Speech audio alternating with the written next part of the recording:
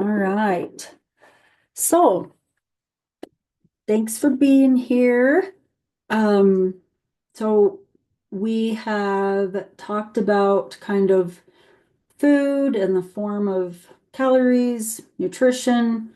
We've broken down, macros a bit, which we'll go into more also later. We have, kind of talked about exercise and things like that. We've gone over supplements.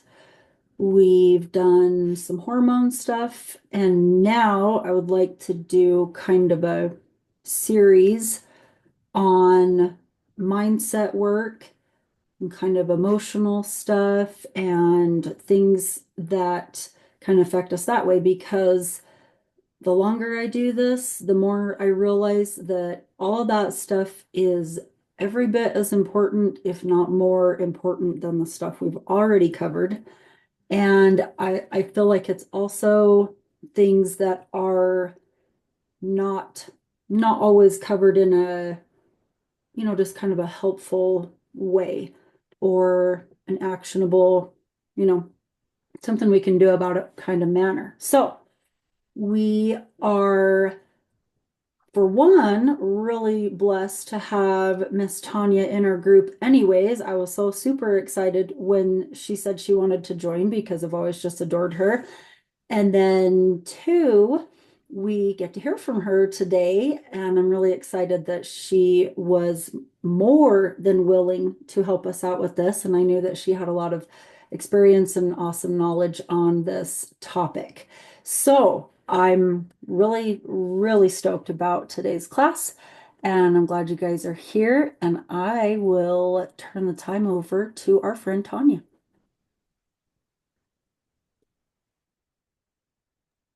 Was like waiting for you to unmute me. Like I forgot even what I'm doing here. I'm just like waiting. Um, so how long do you want me to take, Tiff? As much as we go? Whatever you want, I would love if we could, whatever we can turn into a discussion, I always think is more beneficial for everybody. But Yes. we'll just go with it. Okay. So feel free to jump in, ask questions. I just interrupt me. We're good to go. If you have anything or drop it in the chat, I would love to be able to um, see if any of this is resonating with you, and then if you have specific questions around it. So I work with a lot of women who are ready to shift their life in some way, such as this. And one of the common pitfalls that I see is anytime we go, and I do see this in women, particularly more so than men, but I guess maybe it can go both ways. But when we start on a new adventure, whether it be our health, whether it be starting a business, whether it be going back to school, going back to work, maybe after a period of being working from home, or whatever the transition can be, we have a tendency to want to maintain the status quo for everyone else. So we don't want anyone's in our family, typically, children and partner, close relatives, we don't want their life to be disrupted.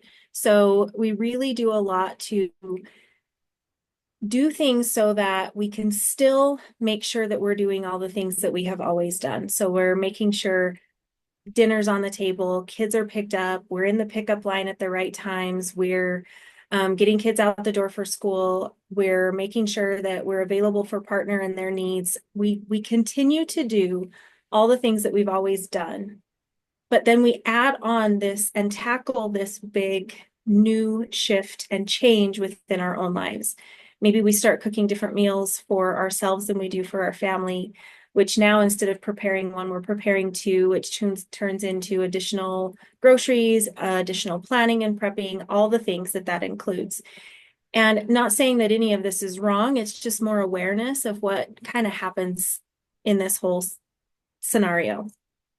So we're still continuing to show up for them 100% like we always have. And over time, what happens is because we have essentially taken on a new almost like a new child, right? Every time we're changing habits, it's monumental. It's big shifts. Even though it might be little things that we do, those things stack on, they add up, and it becomes one more thing when we're already kind of tapped out in the one more thing area, right? Everything is one more thing, one more thing, one more thing. So when we add our own shifts into that, we end up feeling very pulled because we're maintaining the status quo for everyone else. And now we're doing this additional stuff for ourselves. Over time, if we continue to do it that way, a lot of times what happens is we end up feeling very resentful. We're really snappy and crabby with our partners and our kids. We're feeling very unseen. We're still tackling all the things. And really, what we're doing is we're creating this environment where no one really knows what's going on internally within us, but yet everyone is paying the price of what's going on internally within us. And so, keeping that in our awareness and looking at what that really is looking like within each of our individual households is really where the big shift can happen. Because when we're doing these things, it's the reminder to ourselves that it's okay to expect things to change within the home. It's okay for not everyone to have the status quo. It's okay for our kids to be able to figure some things out on their own. It's okay for our partners to step in and help, or neighbors, or parents, or extended family, or whatever that may be, depending on the shift that you're making. So for sure, it is being very realistic with what this change is costing you, not just in the budgetary sense, but in the emotional piece, in the energetic piece, and really focusing on what shifts do I need to make. One differentiation that I want to point out is, and this isn't like a man-woman kind of like battle, because it's just what I see when we see guys who start going to the gym, who start eating healthy, who start a business, a lot of this doesn't take place in them. They have people who are there to support, the kids are still doing the thing, the wife is still doing her thing, the partners, whatever it is that's still happening is still happening. They're, especially in businesses, they're even hiring assistants much more quickly than women businesses. We try to take it on, we try to do the whole thing. We're trying to be chief cook and bottle washer and bookkeeper and all the things that we do at home. And then it's like guys show up at their new office and they have an assistant right away. Even if it's a family member, they have an assistant. They know right in the beginning that they're going to need help. And yet we, as women, typically don't really own up to that or recognize that, because again, we're trying to keep and maintain the status quo for everyone. So we end up putting out an abundance of energy and time and expectations and all the things that we're doing, and we're not getting much, if anything, in return. That leads to a lot of challenges within the home dynamic, the work dynamic. So really, not only is it super aware of what is actually shifting for you, looking for ways in which you can mesh some of it so that you can do less instead of adding on and doing more. Is it slight things you can add to cook this? I mean, it's if we can just cook the same meal for everyone, that solves a big problem, right? But if we have picky eaters, or You if can we listen have to that. I got your clip, partners, yeah. or if we have people who are not, going to eat what we're going to eat, then one thing is you can actually just ask them if they'll join you, or let them know that you're going to cook one thing. And if it's not what they want, they're more than welcome to cook something else for themselves, even if it's peanut butter and jelly. So really kind of giving them options in a loving way without saying, well, I'm going to make sure that you still get to have the meat and potatoes that you've had every night, or the pasta that you've had every night that you're used to and love. And I'm going to make my own. Just being able to say, I'm not willing to do both. Or maybe I'm willing to do both, but I'm only going to do it once or twice a week, or whatever really works for you. But it's being very honest with yourself about what your boundaries are. If you're cooking Mondays and Wednesdays for yourself, then maybe you can do, maybe you just meal prep and do the same thing and just cook for everybody that day. Or maybe you're cooking on Tuesdays and Thursdays and Fridays or something for them. But the important thing is to look at what helps you. Look at what can serve you at the longest, the best in the best way? Are there additional chores that people in the family can pick up? I used to really love hate when people would tell me to have my kids step up in some way, because I do agree that that is absolutely important. But at the same time, it was one more thing for me to parent. And so that was adding yet one more thing to my plate. And that was not super helpful. So, really, however, it can be things like, um, what are some ways that you can do that without it becoming a battle, without it being a challenge?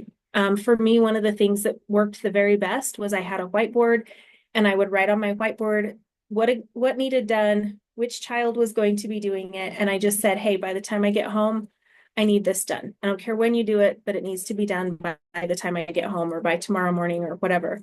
And occasionally throughout the day, if I because I was working full time while my kids were at home, and I would shoot them a little text, hey, did you guys check the whiteboard? Make sure you have that done. I'll be home at 5:30, whatever.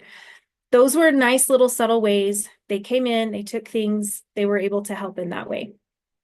Another thing that we have to do a lot when we make changes like this is really look at our expectations.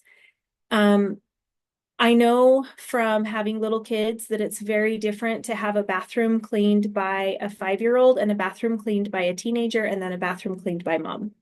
Mom does a pretty good job. 5-year-old does a pretty good job. Teenager, it's like, did you even walk in here and look at this, right?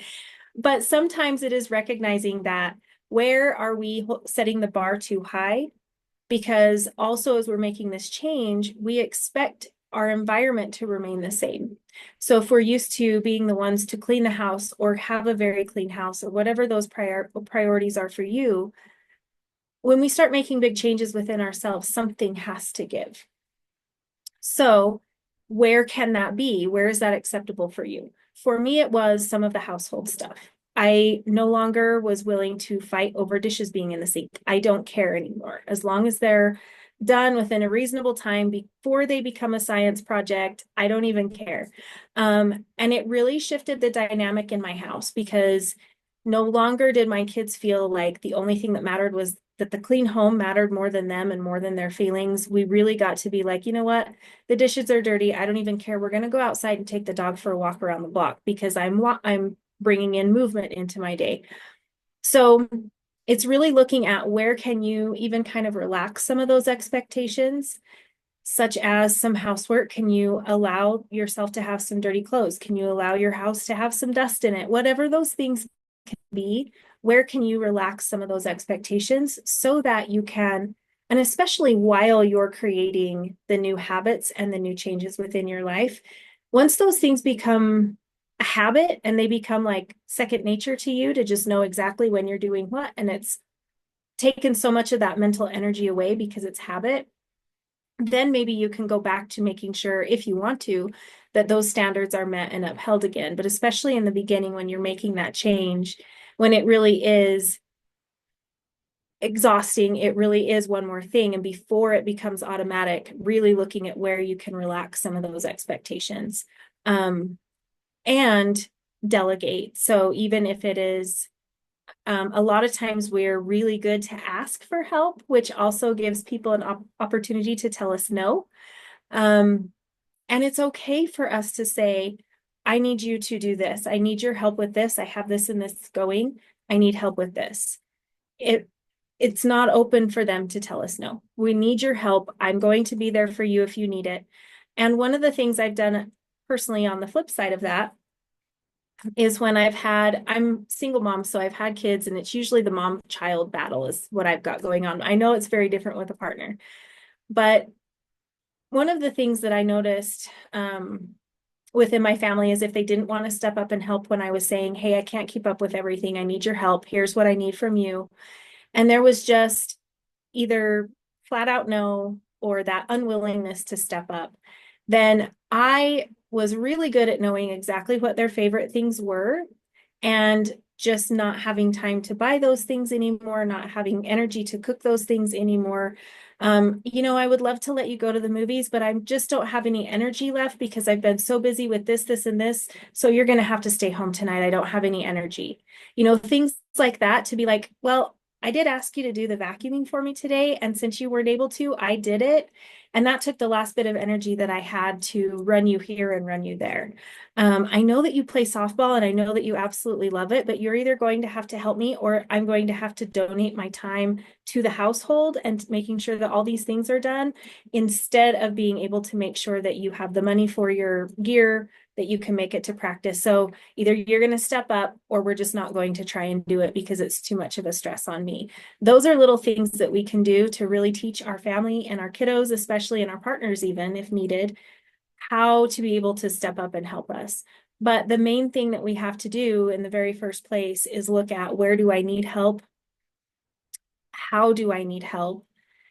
Is this someone that's capable of actually doing what the thing is that I need done and allowing it to not be as good as I would do it or the way in which I would do it.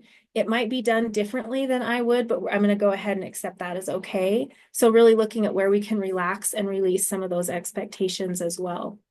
Is this landing for any of you? Does this kind of resonate with any of it? I mean, we can use this Yes. with, I'm sitting yeah. here. I feel like I'm the whole time I'm going, yes, yes, yes, as you speak, because I mean, truly, sorry, my eye wants to keep watering. I'm relating, experiences as you're talking, and I am thinking about like when I switched from working out at the gym to working out at home. And around that same time, I switched from doing the multiple foods for dinner to this is it. This is it. It's good, it's filling, it's healthy. There's options within it. I do deconstructed meals. I've taught a little bit about of like, my one won't eat cheese, so if we're having tacos, he might just have some ground beef and some chips or something. But it's funny because when I started working out at home, it was like it was a weird sh shame of this feels weird. My family's right here and I'm like doing yoga in the living room. Like my house is small and I'm throwing around dumbbells in the kitchen. I'm whatever. And they would make fun of me and they would laugh at me and I would think, you know what? I'm doing this for me. I had to get to the point of they're my family. They love me. They're gonna tease me. It doesn't matter. I'm doing this to better myself. And then with the meals, it was, yeah, I'm tired of how many years I have cooked different things. I have done, I've just went crazy doing all this and for the good of nothing, nothing. It was just spoiling my kids and like you said, costing extra time, extra money. And I will say for anyone in the midst of any of this, my family stopped making fun of me for working out at home and also learned that like my oldest, he really can't access a gym very easily where he lives. He will just do push-ups, squats, whatever. He's bought himself some adjustable dumbbells. He works out at home now. Both my boys are excellent cooks. And some of that came from, oh, mom's making one meal. My one will like Google a recipe on how to make his own frosting because he wants it a certain flavor and it's like partly because they wanted to make their own thing sometimes, but partly because that's what we did. And so when we model these things and exactly what you're saying, hey, I'm willing to give, I need you to give. I'm willing to pull, I need you to pull. And we're helping them see that, for one thing, the world does not completely just revolve around them because sometimes they tend to think that and that they are a part of a community and a family and they need to help, they need to do their part too, and that yeah, they can be involved as well and not just served or whatever. So yes, yes, Mhm. very much resonating. I love it. And just as you were talking, I was thinking about how it's easier to kind of start this in the beginning when we can say, hey, I'm making some changes. I really want to take care of my health. I'm putting that as a priority. And because of that, here's kind of some of what I'm wanting to do. I'm not going to cook several meals or whatever those boundaries are. Because in the beginning, we're not pissed. In the beginning, we're not resentful. In the beginning, we're not in that space of, I can't believe you guys are allowing me to do all of this. Like, we're not feeling that in the beginning. So setting those up in the beginning is the most helpful, and just being honest with people and saying, I've never done this before. Don't know what it's going to look like, but I know I could really use your help with all these, with some things, and leaving it kind of open. I don't know exactly what I'm going to need or what I'm going to ask for, but just know I'm going to need you to step up in some way. Um, and then if you are already in the middle of that and the resentment has already built and you're already in that really irritated place, it's really important to recognize that as much as we would love for people to just know and to read our mind, they just can't. And I mean, I want to think I can read minds and I just can't. So it is that whole really recognizing that we are typically so good at suppressing what's going on, of saying things are fine when they're not, of it's fine, I'll just do it. It's fine, I'll take care of it. It's fine, it's fine, it's fine. Like, we are masters at that. For centuries, we've been programmed for that. But the problem is it's not. However, our family, those around us, our friends, are just looking and getting, okay, she's doing it all, like, she seems to be managing. Okay, she took on this new thing, but she seems like she's got this. From the outside perspective looking in, everything's okay. Um, and every time I like am around her, she's like, she's doing it. She's doing the dishes. She's doing the thing. She's got all this. So she really doesn't need any help. And they just kind of go about their lives. So it really is our responsibility to be able to speak up and to ask for that help, to let them know I'm not fine. This isn't okay. Um, and, seeing if there's some things that can change with that too. So, because what usually happens in that is the buildup and then the blow up, right? We are that's when the volcano comes, and that's when the explosion happens. And it's usually over something that really has nothing to do with why we're even upset. It's one sock is on the floor, or there's one minor thing, or I just did the dishes and there's new ones in there. And where the heck did you even have that in your room? Because I went through it. Like, how is this even a thing? And we really unleash, and our volcano blows. And the family just kind of looks at it, recognizing that this is a minor issue that she had a major reaction to. And so they just kind of look at it as, you're having an emotional moment. They don't really truly take that on and reflect on it. And people don't try to read your mind and say, I wonder what got her there. I wonder why she's in this spot. They're just like, whoa, get away from her for today. We'll talk to you tomorrow. So knowing if that is part of a habit or something that you have that goes on, where you push it down, push it down, push it down, blow up. It's really recognizing what's causing the blow up, what is the thing, and really getting to the root of that, because it's usually not the fact that there's a piece of dried spaghetti on the floor. So it's looking at, okay, what is it really? Why am I so upset about this? Is it an expectation? Is this an expectation that I have that's just not serving me anymore?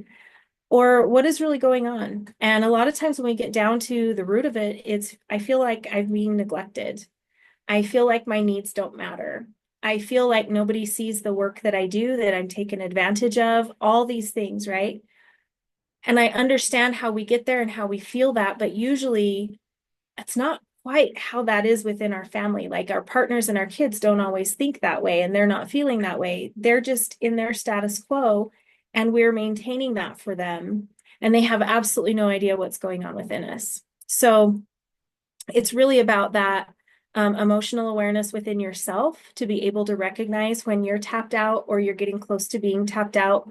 What is it? What's coming up? Where can I delegate? Where can I relax expectations? Where can I communicate what's going on for me? And where can I really allow myself to recognize that it's not selfish to take care of me? Um, it's okay for my kids to have to walk to school one day or something, or it's okay for them to have to get a ride from someone else or ride the bus, or for them to not have all the unhealthy snacks in the house because they're my go-tos. You know, we can't have Doritos in my house because I love Doritos. So I don't buy them. If they want them, they can go buy them and they can, I'm not going to eat the ones that they buy, but I will eat the ones I buy. So, you know, that's kind of something that we had. My kids are a little older, so they can go drive and get their own, but that's something that we say is I'm not going to buy your crap food for you. So more power to you. It's absolutely safe in the house. I will not eat it if you paid for it, but I'm not funding it either. So those are some of the boundaries that we've had over time with that. And it's helpful because now it's not even a conversation. Um, so yeah, do you guys have questions on any of that? Thoughts on any of it? Anything like that? Something I thought of, and well, I want to hear from other people too. I don't need to just keep uh popping in, but I can't remember if it's Mel Robbins or who says it, but somebody says like, when they're trying to address something like, you were talking about feeling neglected, feeling these things that build up inside of us, being able to address that in a way of saying, the story I'm telling myself, like the story I'm telling myself is that are, you don't care that I'm crazy busy running a million miles an hour because you know, the trash needs to go out and you didn't take it out. So that's the story I'm telling myself. But I realize that's not necessarily your perspective.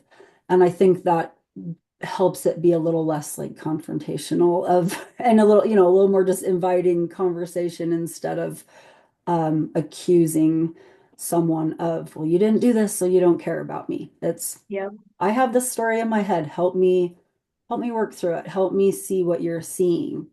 Uh, Hmm. so yeah, but I love that. yeah, I don't know for sure if that's who said it, but yeah. Hmm. And even things like just being able to be honest about how you're feeling and not always the emotional piece. Sometimes it's physical, right? I feel exhausted because I'm doing this, this, and this, and this. And even just saying that, saying, I can't, I can't do this anymore. So if it works for you to be able to, sit with a partner or kids or whatever and say, here's all the things, I need you to choose what goes away. Either completely goes away or you take it over. So kind of having them be part of it, because if we show up to the conversation with, here's all the ways in which I'm changing, that can be a little bit, well, it can be hard, especially if have you ever had a boss do that to you where they're like, oh, by the way, here's everything that we're moving around and we're changing and good luck to you. This is where you fit. And it feels really deflating in a lot of ways. So if we can bring them into that conversation with, here's the things I need to take off my plate. This is kind of what I'm looking at, but it's almost like I'm saying I'm open to negotiations, but without having that, I can't think of another term, but like, let's talk about this. Is there something that we could swap? Is it really important for me to continue to do this for you? And then what can we swap? Like, where can we do some shifting in that? So really, and the important thing with that too is to be able to go when you're in an emotionally relaxed state. Like just as I'm explaining this to you guys today, it's hard, almost impossible to have a conversation like that when you're at your wit's end and you're ready to explode. So allow yourself to have that good night's sleep, talk about it tomorrow, something like that, so that you can be in a rested space to be able to say, okay, here's what's going on. So I love that with the story as well.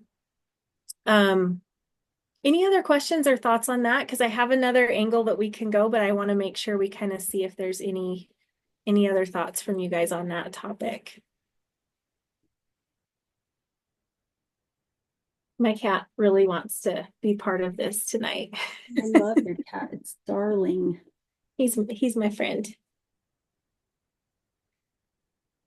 Okay. So Tiff, do you want me to keep going or did you have other things you Oh, wanted? Okay. you're good. So the other thing, kind of a completely different topic. So that's topic one. Another topic is really looking at the change that you want to make, the habits that you're creating, the things you're doing differently, like cooking healthy foods, exercising, whatever those things may be. And really pay attention to the weight that you're putting onto them, because that makes it really challenging to continue to do something when it's heavy, when we're talking about it and it feels heavy. So, what I mean by that is, let's just say that you wanted to start exercising, we're adding in movement. That's part of what we want to do for our goals. When we tie, and I'm a big fan of having goals that are loose, um, but for me, it's more so it's not just like, so I love having the goal that I will exercise 5 days a week, and what my body does is the benefit. That's the goals that I set in that way. But there's a little bit even deeper way to go with this, because if I'm showing up those 5 days, but it's heavy because I have to do this for my health, I have to do this for my mental health, I have to do this to lose weight, I have to do this for whatever reason, we're putting a lot of responsibility on the act itself, and it becomes really unfun. This is the whole topic of adulting. This is why adulting is no fun, because it's almost like we're putting the weight of our happiness, of our future wellness on the weight of the shoulders of this exercise routine or habit that we're building.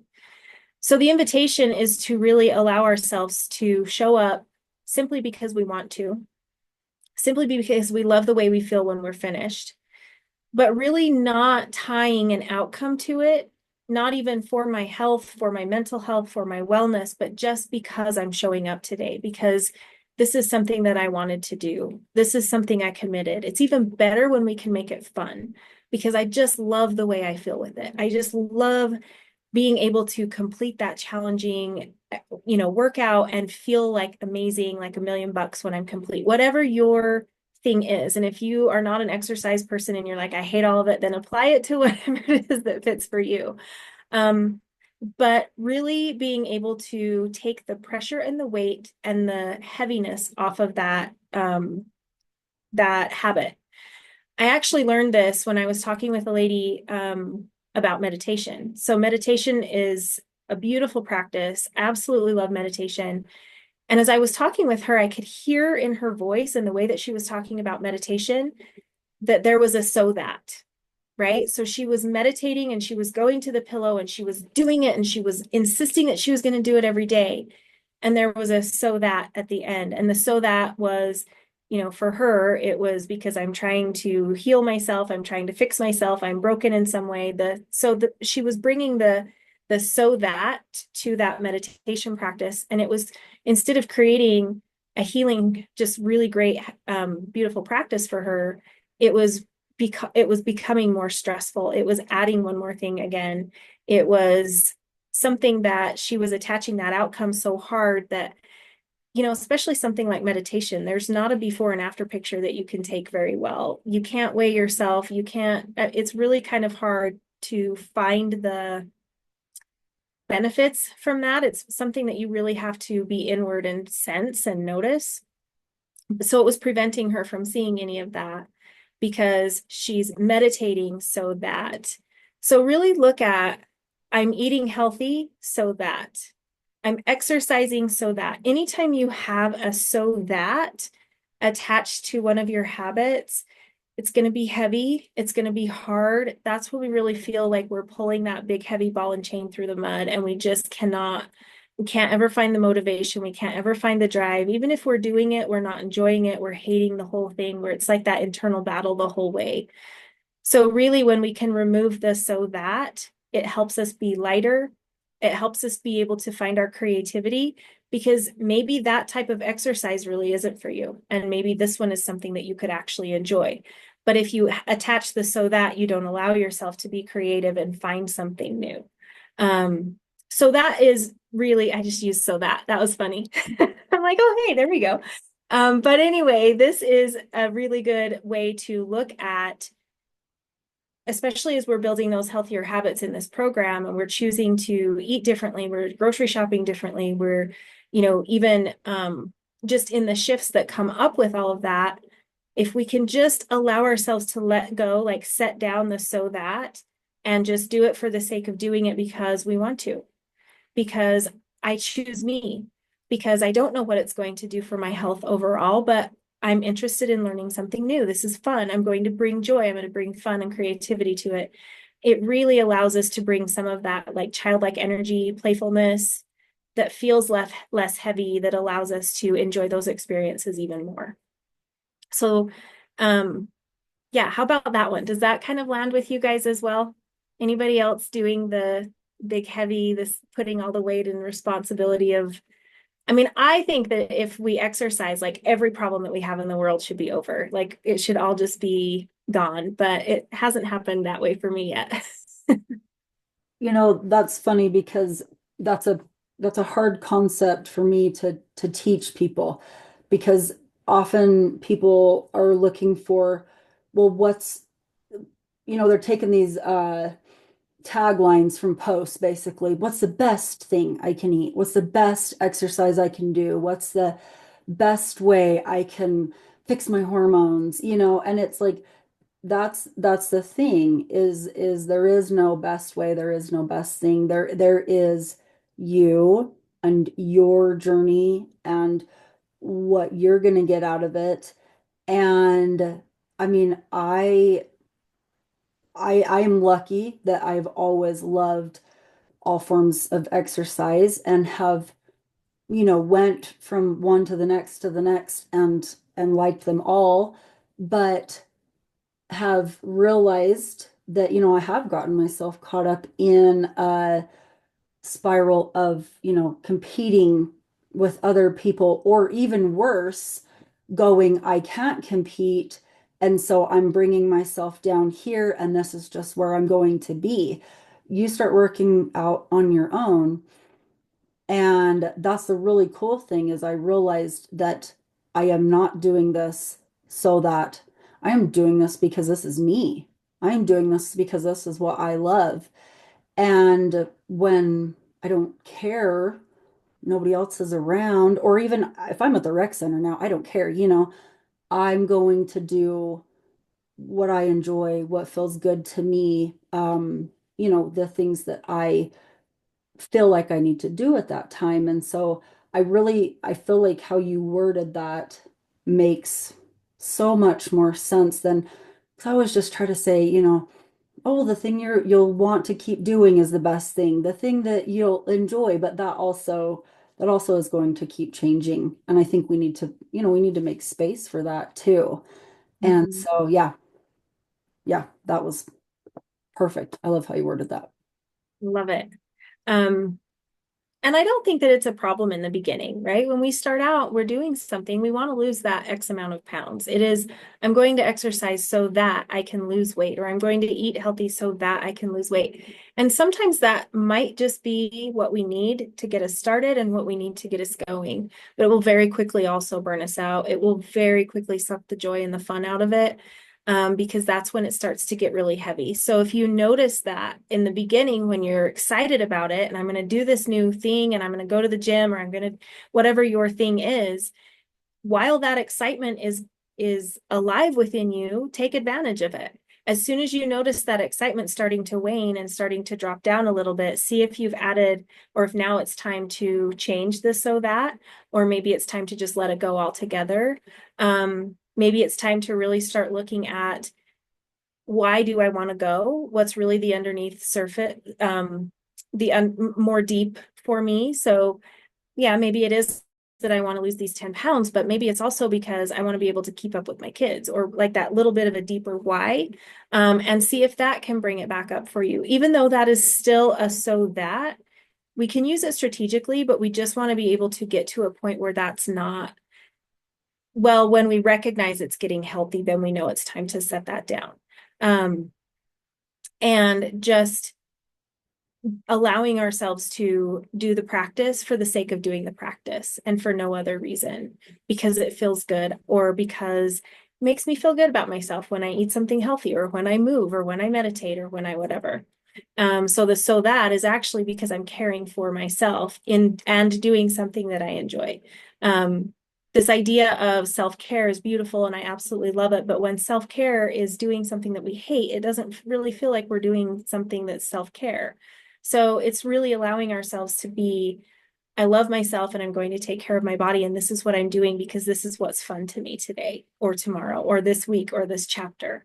I used to do super intense stuff. Now I don't really jive with that. So I'm allowing myself to do things differently. So it's really being honorable of what feels right to you in that, you know, I don't want to be like, oh, it feels right to me to just stay in bed all day because I could probably easily do that too.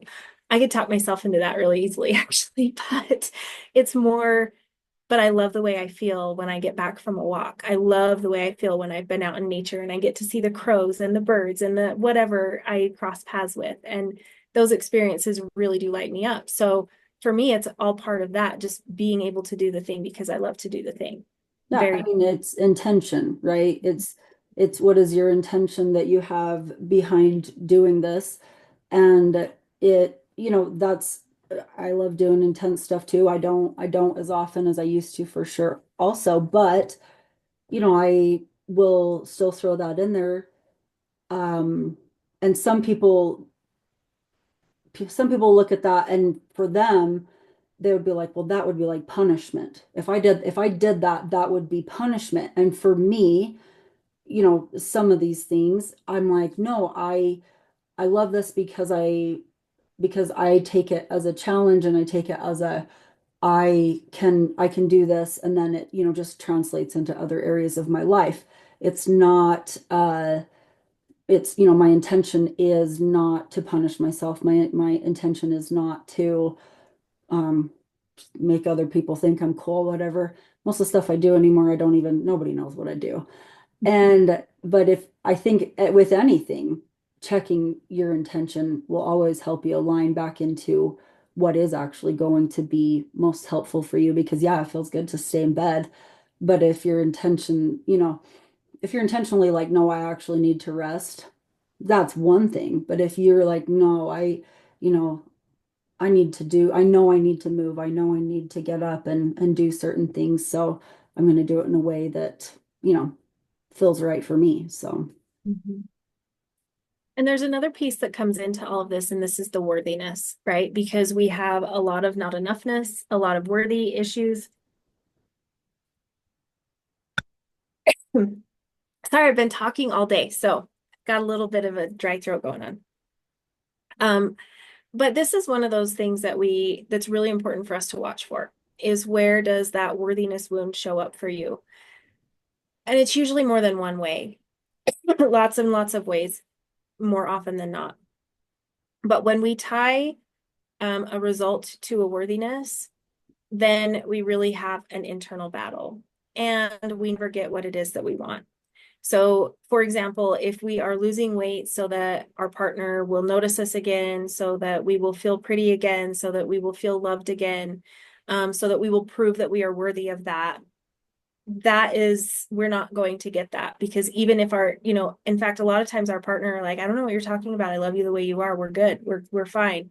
That's something that's internal and it's almost a programmed expectation of ourselves, whether it be and it's not always looks. Sometimes it is the motivation. Like I'm proving that I have the drive to do this. I'm proving that I can master this, or I'm proving that I can show up.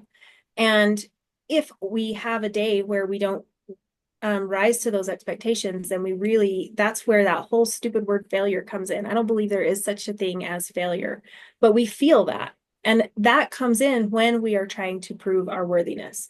When we're just in a state of, I'm doing this for these reasons or because I want to do this, and we're not attaching the worth to it, then if we don't miss the mark, it's okay. It's not tied into my worth. Maybe I'm disappointed. Maybe I want to push myself a little harder. Maybe I want to set a new expectation for myself, whatever those things may be.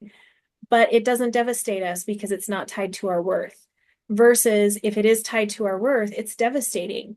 And then it becomes this battle that we have of, I missed one day. Why do I even bother? I've already failed. I've missed the mark. I've missed the goal. I've whatever. And then it's, why do I even show up tomorrow? And basically, I'm just done because I can't. This is reinforcing my belief my limiting belief in myself that I can't succeed anyway. So here I am, here's the proof, rather than just allowing it to be off. You know what? I'm worthy of good things. I'm worthy of taking care of myself. I'm worthy of feeling good in whatever way this is going to help me feel good. And I'm allowing myself to show up. And if I have a day where I slip or things don't work out the way that I want, it's okay. And I'm moving forward. It has nothing to do with all of this is not attached to my worth or to my worthiness or to my enoughness. And so being able to just detach that and recognizing that we are worthy of all the amazing things just simply because we exist. We don't have to prove ourselves. We don't have to prove our worth. We don't have to prove that we have the drive and determination and motivation. We can just let that go. None of that is even real, and just be able to do the things that we feel good about doing for ourselves for the sake of feeling good about that in ourselves too. Absolutely. I feel like that goes along really well with something that we'll probably start talking about next week, or I'll introduce next week. Um, I've kind of created and have continued to try and cultivate what I call, what do I call it? Accountability, like self-accountability skill, because it is basically, one end is just excusing everything, and the other end is beating yourself up over everything. And it's like, no, we have to find that middle, because it's really hard to be successful when you're either giving yourself every out there is or beating yourself up over everything, which causes that cyclical, yeah, perfection, uh, yeah, typhoon. So Mhm. And I'd love to be able to. I'm a big fan of planners. I have my scheduler that's in my phone, but I actually have a paper planner still because I love to be able to write things down and cross things off. At the end of the day, if I'm looking at it, so I did a week review I do them every Sunday, and I did my last week's week review, and all of my goals and priorities that I had last week, I didn't do a single one of them, not one. And I was sitting there looking at it Sunday, wondering, what the hell did I do my entire week? I didn't do any of these things. But when I went back and started looking at my daily pages, I was actually able to see what I really did get done. And even though it wasn't what I had set out to do, I could see all the things. And I am that person who, if it wasn't on my list, I will write it down after it's done just so I can cross it off. Like, I want credit for this. It matters to me. So I had a lot on those lists, and I was able to actually go back and look at it and give myself credit for what I had done. And I think that that's important because we don't do that for ourselves, right? We end up spending so much time. And at the end of the day, we're like, I didn't do anything. Didn't get anything done. And yet when we look back at our day, we got more done than, 90% of the people that we know. And so it's really being honest with ourselves about what we are actually getting done, and then looking if there's to see if there's any priority shifts that we can make, or um did I put something on my list that actually didn't matter to me in the first place, and now I'm beating myself up because I didn't get it done. So really making sure that the only things that get on that list in the first place are truly priorities for that week, or for that day, whatever your things are, but really giving yourself that opportunity to see the things that you're doing, giving yourself celebration and credit for the things that you're getting done. If the only thing that you got done was this one thing today, I always tell my kids, hey, you lived. I succeeded today. Like, enough said, I don't have to do anything else. But we kind of have that joke about it, but there's some truth to that too.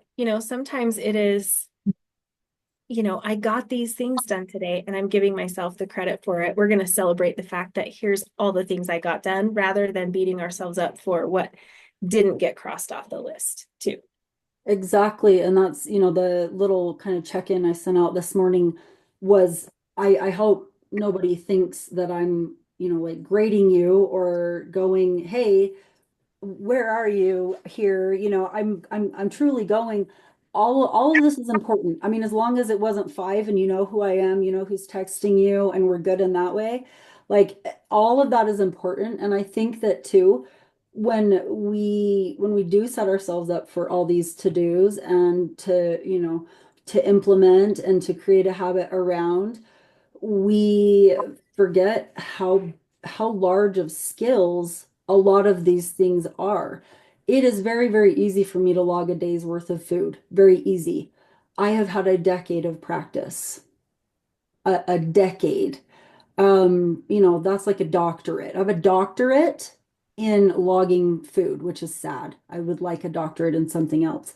But truly, giving yourself credit for, oh, I'm just learning right now, that's a big deal. If you're retaining some of what you're learning, if you're looking at the world in a different way of things you can implement or things that you care about, that you've kind of gained more awareness of, that's a big thing. Those are big things that I think that's something that's really hard to, uh, write on a to-do list. But that's something, I really feel like, and I always kind of preach that we need to give ourselves credit for. Trying, just being aware of wanting to change, figuring out why, and learning more about the skills. Mhm. I love that too. Does anyone else have questions or thoughts or anything that they want to share on any of that? Any of it landing for you?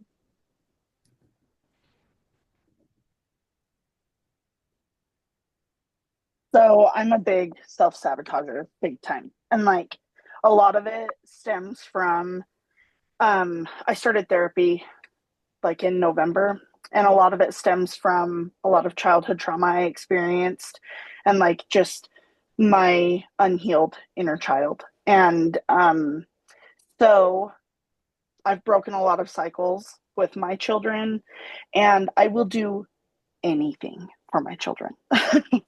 And one thing that helps me tremendously is meal prepping for my kids. So my son has autism, my daughter is 3, they're very picky. So I have no problem making like 8 batches of waffles and freezing them so that it makes my mornings really smooth and that it's like a breakfast that they'll eat to set them up for the day and whatever.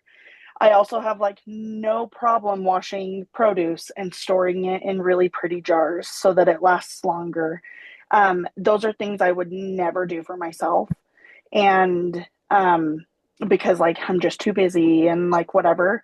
And I was texting Tiffany a few weeks ago and like also talking with my therapist, and I feel like I'm turning, like I've learned through this that I can only bite off little bits. Like if I start exercising and I'm eating right and I'm doing all of it, it's way too much for me and I'm just going to sabotage myself or like just the life that I'm in at the moment. And so right now I'm only focusing on nutrition and I'm not doing much of the other things that I can pack on right now. But it's like I'm turning that love that I show my kids onto myself. And it's not easy to sit for, a few hours on the weekend and prep meals, but it makes my weeks tremendously better and it sets me up for so much success. Just the fact that, like, it makes me feel better about myself. Like physically, I feel better and all of that. It's just kind of a ripple effect. And my therapist had told me, she goes, I feel like you're giving the love that you would give your kids and you're turning it back on yourself and you're really loving yourself. And I was like, you know what? You're right. And it was hard to admit that because of the scars that my inner child has. And it's like a continual thing of not beating myself up and whatever. But for me, at least, I'm just biting off little bits and I'm just trying to show myself a little bit of the love that I would normally show my adorable little wild kids. So, yeah. Bravo to you. I think that's amazing. And especially doing the work and going to therapy, that's work in and of itself that is not insignificant, right? Like that's a game changer. That Yeah. one act and showing up to those sessions is the game changer. Yeah, for sure. And the awareness that you have that it's because many of us do the all or nothing and then it's too much and we can't keep it up and then we see ourselves as failures and we quit it all, whereas like what you're doing where you're building on and is before long that's going to become easier and then you can do the next one and just kind of allowing yourself to stay there as long as you need to and then advance in that next way. How cool is that, just being able to be aware that that's serving you better. You know what? And that's so true. Because that's how, I mean, that's how most of our brains, I think, for a lot of it work. Overloading ourselves is just usually detrimental way more than it is beneficial. And then especially you add on trauma, you add on, frustration, struggles, and past failures, and they compound against you. And, it's funny because I've talked to Shelby, I've talked to several of you, and yes, I do kind of always pop in with the exercise side. I don't ever want anybody to feel like they have to do every bit of this to be successful. I want people to always take the pieces that make sense to them and do them. Now, coming from being just a, fitness coach to mostly, putting more of my education and effort into nutrition is because the fitness side will come easier. It'll come a lot easier.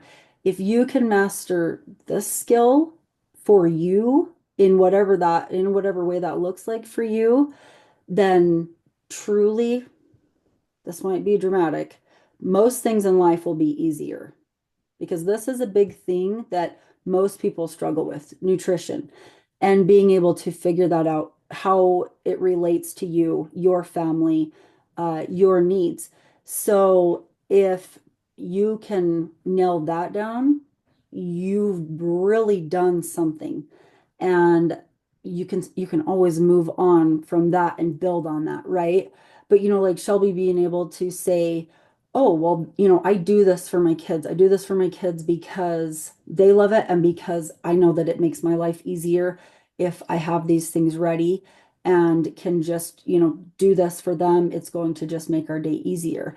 And then, yeah, I adored the text that she was sending me of she was just putting that into herself. And that's exactly what I wanted this whole conversation to be about today is being able to advocate for ourselves, being able to figure out how we can do these things with the help from, getting help from others and being able to do it in a way that is, the way we do need, the way that we intentionally are able to, um, yeah, build it up for ourselves. So this has been so good. I hope if anybody else wants to say anything, I keep popping in, but put anything in the chat, say anything. Will we've got a couple more minutes, but we definitely want to hear from you guys too.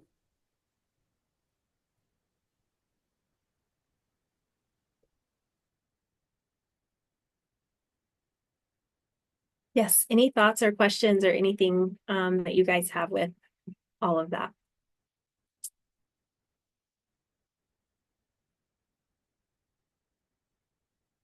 I think that sometimes,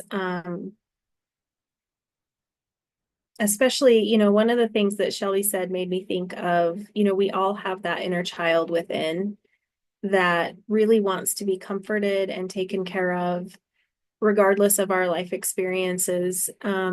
We all have that within that wants to feel loved, that wants to feel special, that wants to feel taken care of. And so that can lead to us wanting others to take care of us, wanting others to provide in those ways for us, that nurturing, that nourishment. And it doesn't mean that we can't, because we also really struggle with receiving, right? We have a hard time asking for help, admitting that we need some help, reaching out. So it's almost like that inner child is like, but I want nourishment. I need others to help me. But then the adult side of us is like, but we can't ask. So there's that inner battle that way. But there's also looking at what could I bring to that inner child? Just like what Shelby was saying, where she's starting to turn the love that she has for her kids toward herself. That's the shift, right? When we can make that shift to be able to, I would do this for my kids and I will also do this for me, is a very big and very beautiful shift that many people don't ever even attempt to do. So I think that's a really beautiful thing if we can just, and it's intention again, right? Where it's, I am loving, I am nurturing, and I can provide that for myself just as much as I can for my family. My kids, I'm just as important as my children. Yeah, maybe they need a little bit more nurturing and mothering, especially in the younger years. We do have to give them a little bit of time and attention, but who says I can't do the same for me in my own way or the way that I need it as well? So, or maybe even looking at it through the lens of if I were to take care of myself as well as I take care of my children, what would that look like? And just kind of looking at it through that lens. What would I do for me if I were my child? Or if, that kind of looking at it in that way. Sometimes it's easier to see ourselves in that way when we're so used to being caretakers, whether it be of children, partners, whatever. And we forget that, you know, because we just get in that habit way of behaving, just the behavior loops of taking care of kids and taking care of partners and doing the family thing, the nourishment, providing all of that. We forget that it's just habit behavior of not even remembering to turn that towards ourselves. So, what would it look like if I were to provide that nourishment to myself at the same level, the same commitment, the same intention that I do to my kids? That'd be a beautiful way to journal, something to journal about as well, and looking at what would that be and what's one thing that I could do for myself today that I have done or would do for my kids. So I think that would be, especially when we're talking about like advocating for ourselves and taking care of ourselves, that would be a really good one to look at. Yes, it would. Um, we haven't talked as much about journaling as I'd like to, and I feel like for me, I don't even journal so much as just like, word ramble on a page, just throw stuff out there. But it really it is so helpful. Yeah. And I think too, what, that effort that we're so willing to put into our kids, so willing to put into our spouse, into our work, into whatever, what not that we need to be more or anything, but what, how could that even build us up to where we were able to give more, do more as, we want to and feel like we are able to be built back up so that we can have that to give. Because you can only pour so much without refilling. I heard once the talk of filling our cup to the point of only giving from the overfill. So the stuff that spills over. And I was thinking about that even within my family and what would that look like if I could fill my cup so much that I had so much overflow that I could continue to give and give and give? And it looks very different from the way that I was doing things at the time or had been doing things in the past, where I was depleted and I was giving my last, few lifelines, and shifting that perspective and shifting and putting yourself on that priority list and that nurturing list as well. I mean, that's priceless. And it's not just for yourself. One of the things I've noticed for my family is the shift I've seen within my kids. Um, our relationship is amazing. The respect we have for each other, the acceptance we have for each other. And I mean, all of those things have happened over time, but I've seen a shift within that with my kids and watching them and the way that they're taking care of themselves in their own way with their own priorities. Not always things I would want for them, but I'm like, whatever you do, you you'll figure it out just like I did. Um, but it's a very different experience and it looks very differently when you have it through the lens of, my cup's not always overflowing, but I'm continually contributing to my cup. And it looks very different through that lens than it does when you've got nothing left to give and you're trying to give more. And it's a very different feel, and kids feel the difference in that too, Oh yeah, and definitely. partners. And they, you know, model what they do off of that. And so if all they ever know is giving and never um learning how to rebuild themselves and help themselves live healthier and more fulfilled, then that those behaviors just perpetuate. And it's, that's how we get to societies that don't want to help each other and don't, rabbit hole. But yeah. But yeah, no, this has been exactly what I had hoped for. And we are super grateful that you were so willing to help walk us through all this and give us this awesome knowledge that you have. And yeah, this has been a good class. Thank you. So, Thank you. This has been fun.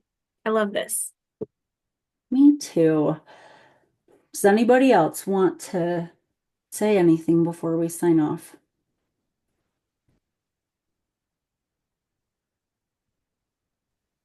I am selling a sixth grader if anybody is interested. No.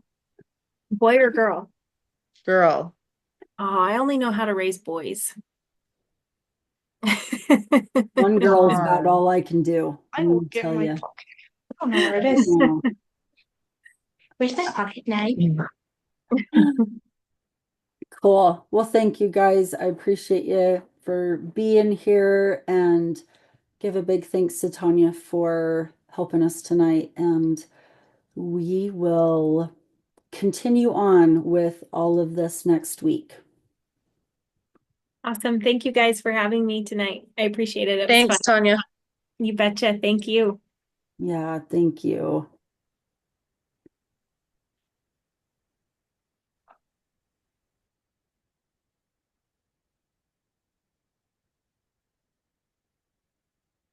No, the heart reactions and awesome. Cool, cool. Thanks, guys.